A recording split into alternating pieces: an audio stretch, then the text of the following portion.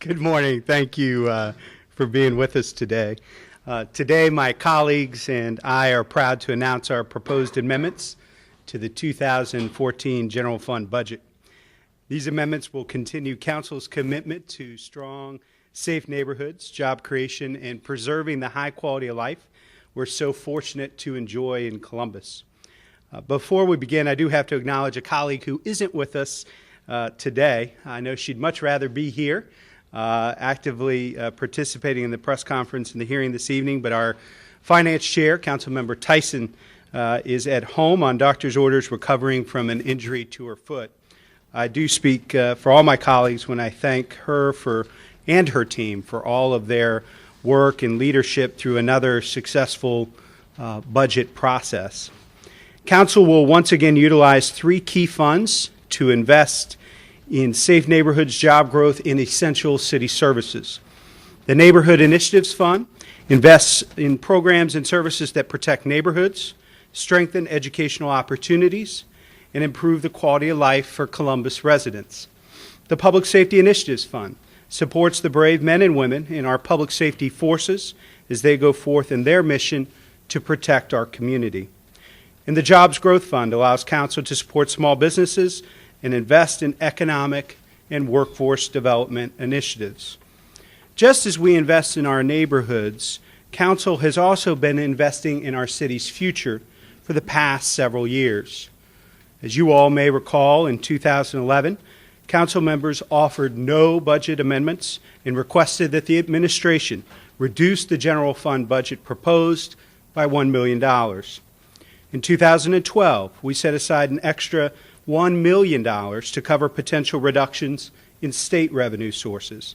That was more than 1/3 of the $2.8 million carryover that was available for Council proposed amendments.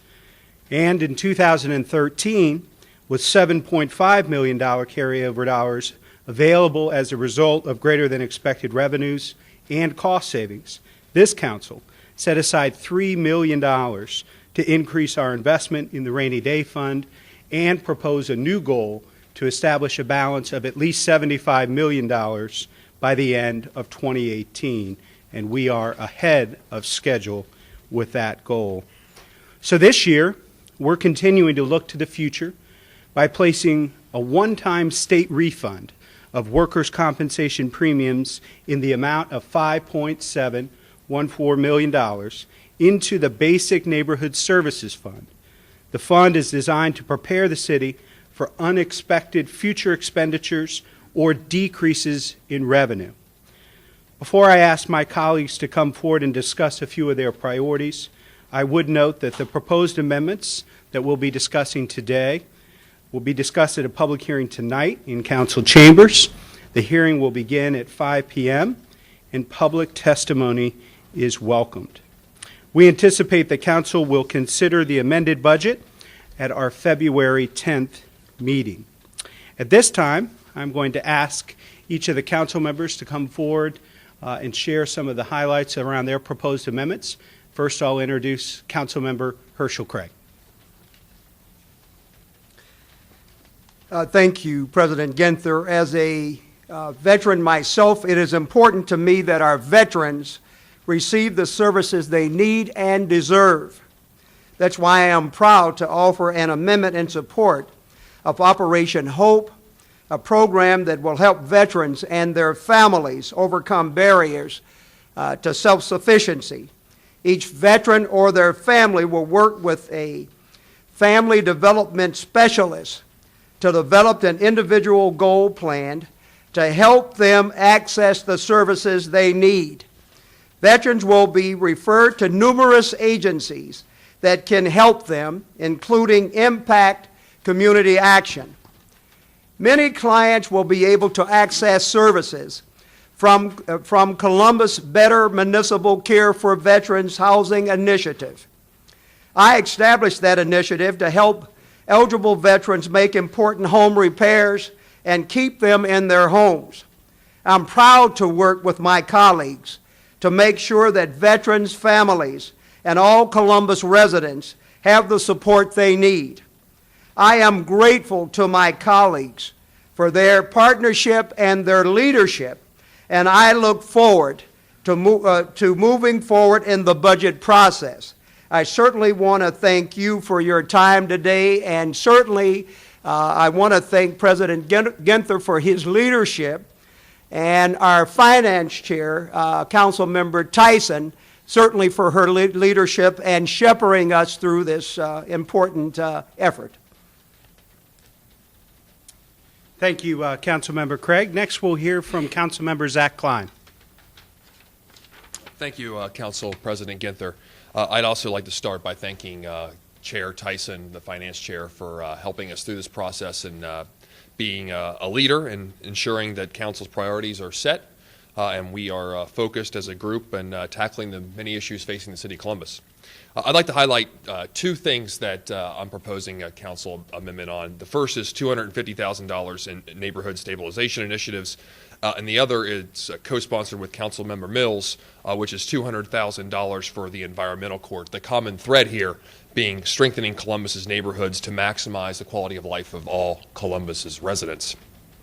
Now, I'm hopeful that through the continued community input and involvement that we can solicit creative and innovative ideas that address vacant abandoned housing, assist with landlord-tenant issues, and promote neighborhood-based economic growth with partners like the Neighborhood Design Center.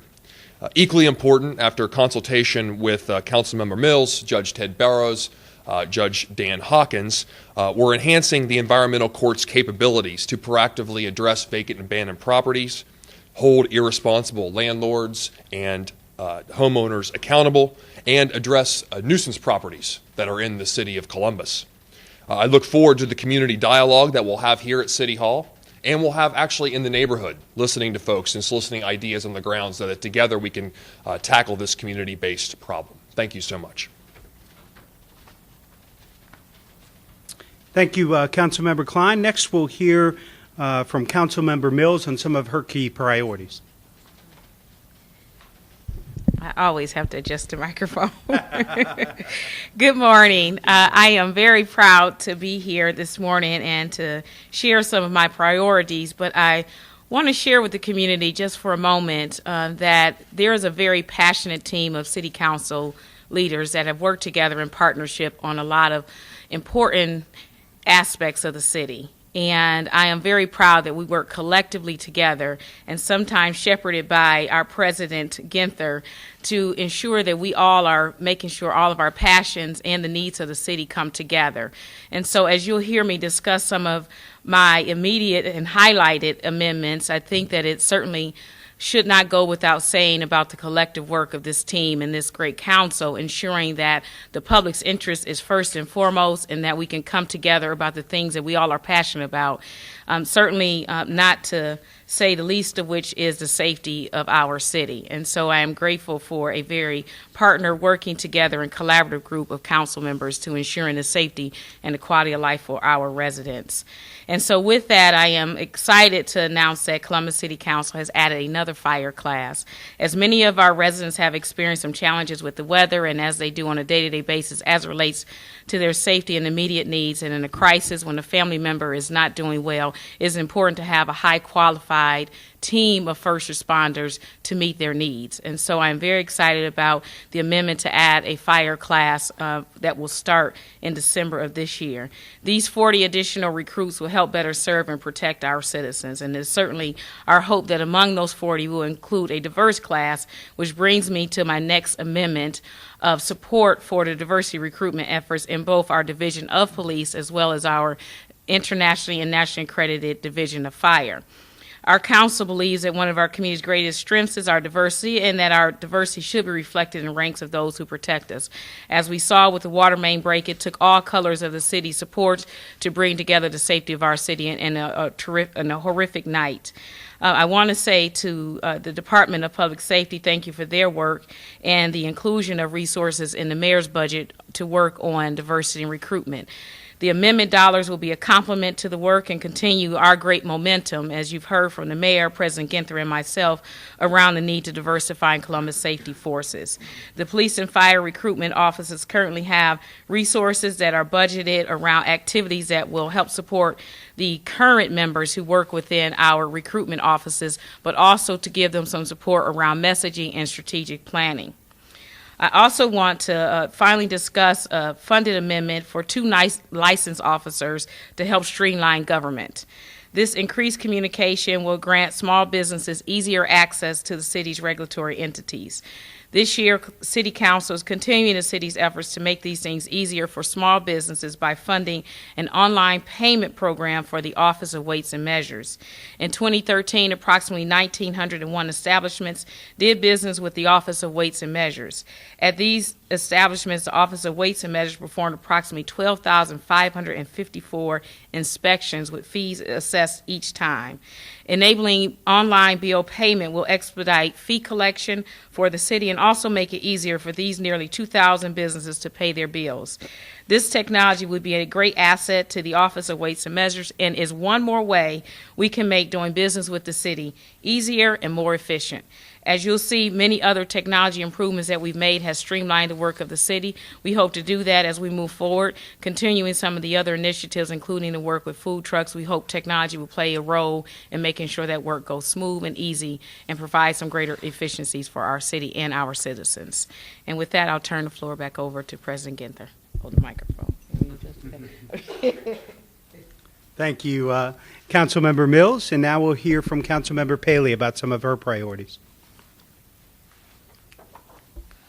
Thank you, Council President Ginther, and I also want to thank Councilmember Tyson for her work on this budget. Today, I am pleased to talk about the amendment I have proposed to assist the Pathways to Engineering program. This program is just one of the ways to provide impact and to strengthen neighborhoods through workforce development. The Pathways to Engineering program provides a collaboration between corporations and our students in our neighborhoods. This program also has the added benefit of providing a mechanism to keep the best and brightest working in our city after graduation. Through weekly teaching sessions taught by volunteer engineers, high school juniors and seniors from Central Ohio schools learn about the wide array of engineering disciplines and career possibilities. This work is provided by volunteer engineers who work right here in our community. In addition, the students will learn about and can apply for various paid summer internships in the field of engineering, and they can continue to learn and earn, and this is the essence of workforce development. Students are able to apply what they are learning on the job. These paid internships are available during the summer while the students are in high school and in college right here in Central Ohio. In addition, the students receive additional assistance in identifying and applying for college scholarships, and this is all free to our students.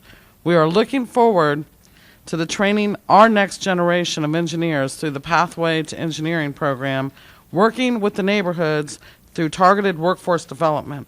I am proud to sponsor this amendment. Thank you.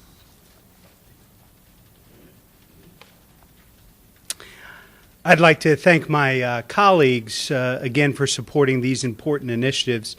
I'm sure if Chairwoman Tyson were here with us, she'd want us to mention her support of workforce development efforts like the Cougar Bridge Program, a partnership with Columbus State Community College that will help students gain the literacy and numeracy skills they need to prepare them for success in their education and in their careers. And I know President Pro Tem Miller is going to be devoting an amendment to a new small business concierge service that will simplify the process of working with the city to open a small business in Columbus. My own amendments will include funds to support our ongoing effort to reduce infant mortality in Columbus. Every week in Central Ohio, 3 babies die before their first birthday. African American babies are 2.5 times more likely than white babies to die before they reach the age of 1. The Greater Columbus Infant Mortality Task Force is working to reduce both the overall infant mortality rate in this community, but also the rate of racial disparity. I will be asking my colleagues to support an amendment to help fund this critically important work. In addition, I will be proposing with the new chair of our Education Committee, Councilmember Mills, an amendment that continues the mayor and council's continued commitment to improving education in the city of Columbus. We must do a better job of preparing our children for the bright futures that they deserve. Thank you all for coming today. It's an honor for me and my colleagues to serve this community, and we look forward to passing a budget that reflects the values of our community. I do want to thank both Councilmember Tyson's staff, Hosanna and Kate and Brian from the Legislative Research Office, who have done so much work over the last several months with all of us and our offices to put us in such a great position today. And with that, we'll wrap things up and follow up with one-on-one questions. Thanks, everybody, for being here.